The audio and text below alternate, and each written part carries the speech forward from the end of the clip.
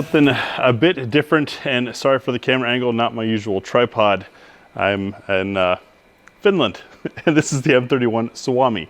Just like how Americans love our two world wars in 1911, the M31 Suomi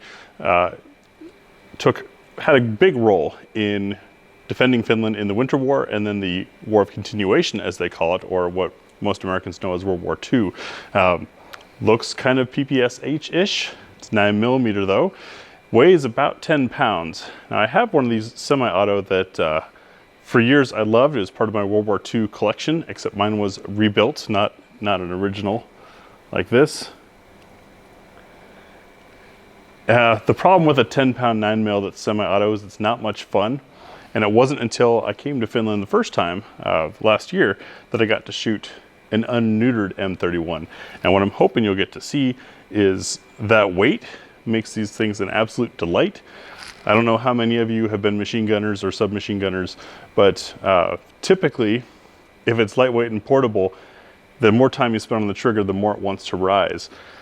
Through either engineering miracle or just plain dumb luck, between the cyclic rate, the reciprocating mass, and the overall weight of the gun, it begins to sort of float the more time you spend on the trigger and becomes very, very controllable. As a sub gun fires from the open bolt, so the bolt's already to the rear. Magazine up front, you notice we have quite a heat shield on the front there. And from here, we're ready to go. And hopefully, since I haven't shot one of these in a few months, I won't make a fool out of myself.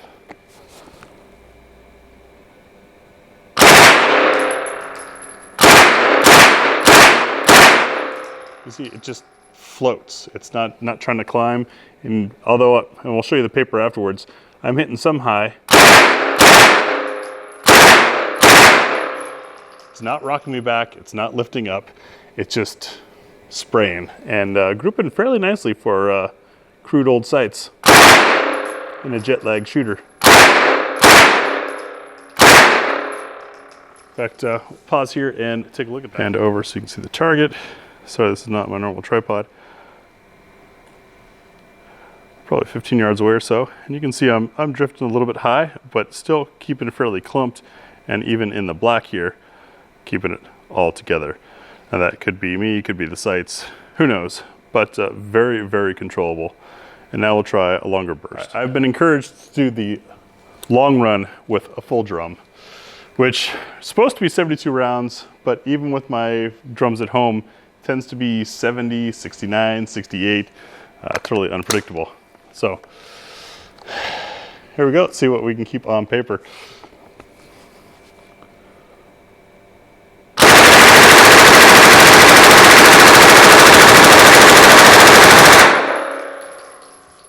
So controllable. Super smooth. And after dumping a full drum,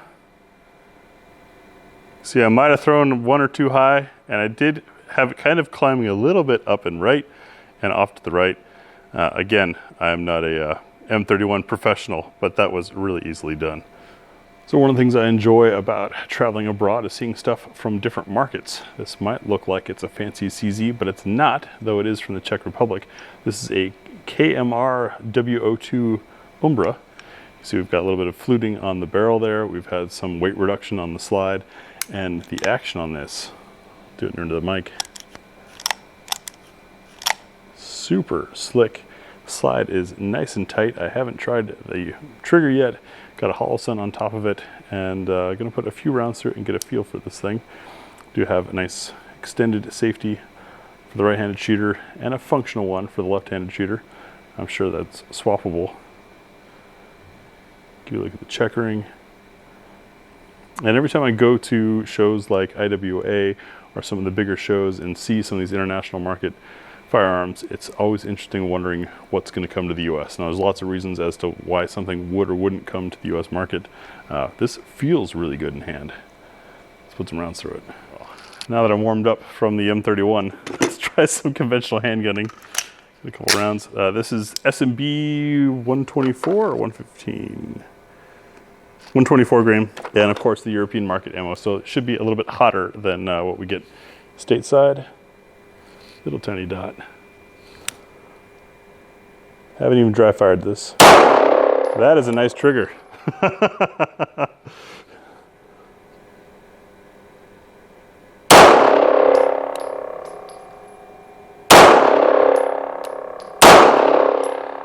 It's got kind of a rolling break to it.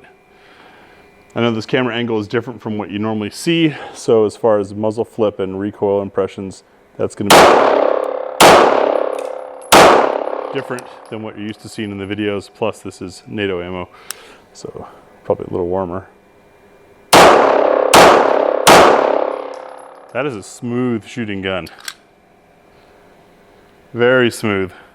It's heavy. It's a steel frame, right?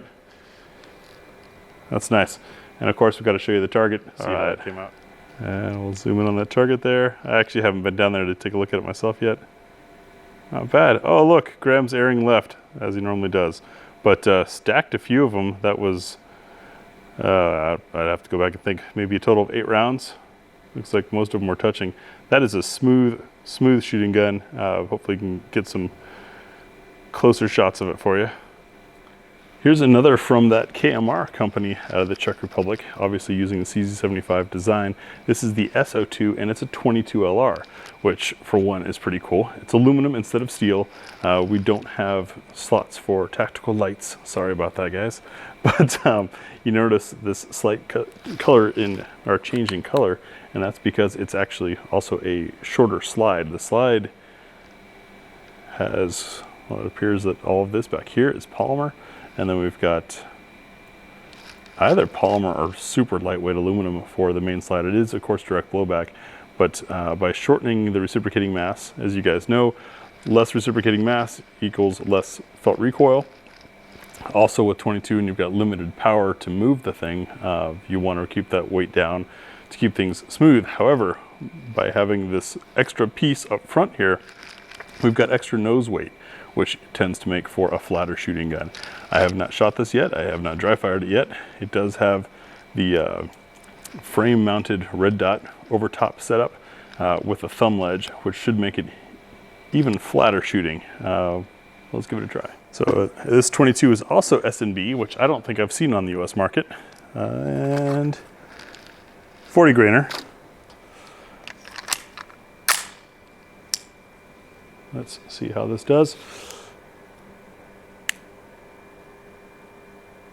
Really short length of pull to the trigger. Oh, that's easy.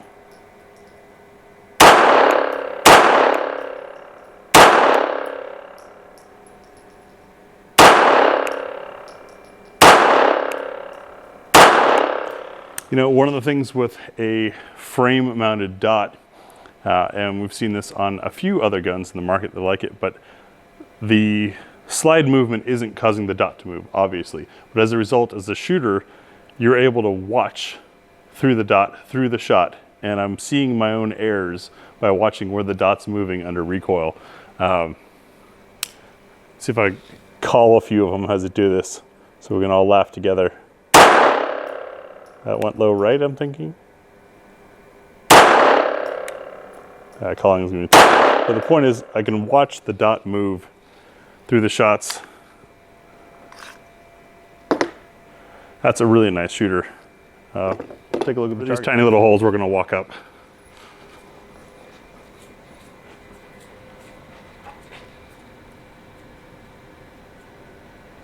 Yeah, that's a pretty darn good for an easy shooter first timer. So one other interesting one, though I think it's on the US market. I've never seen one in person. I have seen the kits to convert other models into it available at some of the clearance warehouses. But this is the H&K SFP9 OR Match, and it feels absurdly light. Interesting kind of bushing setup on the barrel here. I imagine that's supposed to make for better alignment or a little bit smoother operation, but it's a fairly light spring, as you'd expect from a long barrel 9mm, but it doesn't weigh anything. It's super lightweight. That might make for a little more recoil or flip. It might also be feeling lightweight because I just had an M31 and then 2 metal guns in hand, so maybe that's making this polymer feel light. But let me know if you guys have ever seen, sorry I can't turn the other direction, if you've ever seen an SFP9 on the US market. I'm not sure of it, but man, look how much weight reduction there's been out of the slide. And even you can see inside the back end, they did kind of the ground power trick of gutting out unnecessary steel from the slide. Should make for low reciprocating mass, should make for light recoil. Let's find out.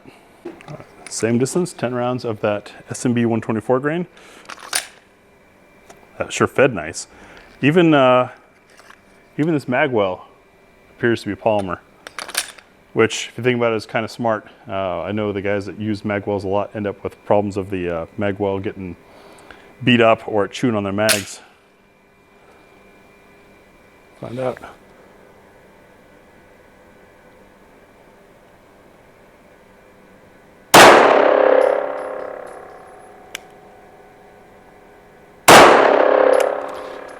Recoil is not as bad as I'd expect for how light the gun feels.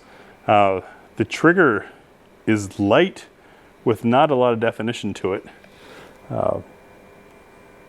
See if I dig my thumb into that side rail.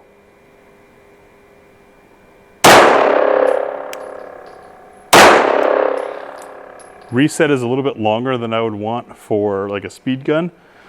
As a target gun, I could see this definitely working. Let's see if I can double at a reasonable pace.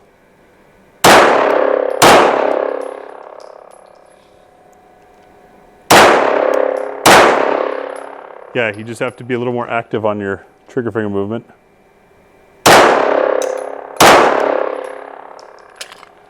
And we'll take a look at the paper and see how that came out.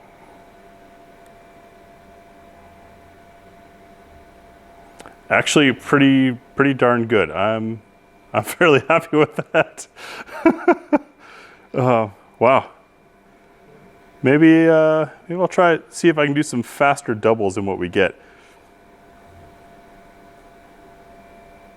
So we had a brief intermission here while some other folks had to shoot, but something I found interesting about this HK is the trigger. I'll have to do this upside down so you can see, but it's really light, a lot of take up, and then breaks all the way at the end, and then the reset isn't until out there, and you still have all that take up again before the break. And for me, that feels odd. I'm a reset shooter, I'm used to having a crisp break. One of the individuals who was here during the intermission shot it, and shot it great and shot it quickly. Turns out he's a champion shooter. But I believe this trigger is more oriented for those who do the stroke through versus prepping to a wall, breaking and resetting to that wall and sticking at that spot, which is how I've always shot. I've been personally working on trying to be able to just stroke release type thing. And since this trigger almost forces it and the gun shoots so well, I figured I'd give it a try. 10 rounds of trying to do pairs that way, trying to move it a little bit quicker in this other style of shooting in a gun that is apparently designed for it. Because when I first picked it up and shot it, I got to tell you, I was actually kind of shocked. I was expecting something a little more Walthery, a little crisper, and this doesn't have that, but it's still a really nice shooter. So let's put 10 rounds through it. Doing that, the target is still shot up mostly in the center, but I've taped everything outside of the 10 ring, so we'll be able to spot my errors pretty easily. 10 rounds, still that SMB 124 NATO. Trying stroking pairs at, I think we're about 10 meters away.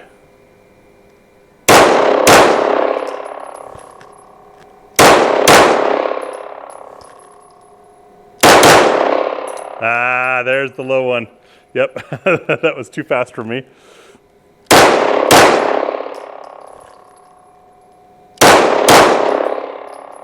All right, and I'll show you how I did. Shooting style that is not native to me, not my way of doing it. And you see that terrible low one, that was when I tried to go Walther speed or single action speed on this long strokey trigger. But the rest of it stayed there. So it's definitely doable. And even though this is a very light gun that feels active in hand, it wasn't terrible, I think, because the slide is also so light. So I hope you guys have enjoyed this kind of real quick and dirty of some of the different things that are out there. Again, I'm in Finland at Ruutisavu in Vantaa. I had to get my place names right. To me, it's all Helsinki-ish, because on a scale of Oregon to Finland, it's all Helsinki on the map. But interesting pieces that we don't really see in the U.S. market. These KMR guns really impressed me, especially this all steel guy. And I'm sure there's going to be some CZ guys that can point me in the direction of a CZ equivalent on the U.S. market, or maybe it's something that you have done aftermarket to it. But this was very well balanced, very smooth shooter. Although the trigger had more of a rolling break than I'm accustomed to, very easy to shoot. And that 22 model, it's sometimes hard to get excited about 22s, but this is a really fun one that I think, not saying it's a youth gun, but to train someone how to shoot and train them well, I think this would be a great spot. And for those who just want to do marksmanship and punch holes in paper in small groups, this certainly proves capable. Thanks for watching. Thank you to our Patreon supporters, GB Guns and I Do 2 Level, Al G, Brian P, David F, Derek S Jr., Donald H, RB2, Fast Eddie, Gary B, George H, Greg K, Jenna, Joseph T, Kevin B, Marvin T, Moises S, Peter A, Rich Sky King, Talo 215 Tom. Thanks for the tip level. Briscoe County, Jared Christopher J, Clinton Cuddly Bear, David G, David P, Ed Z, Foreign N, Fierce 76, Gord, Gryphons 3, Jason SJS, Justin H, Lee H, Michael W, Ohio Cruffler, Red Sky, Robert E B, Sochwaddle, Summer G, Tata Johnny, Uncle Munzie, Waha, keeping things on this level.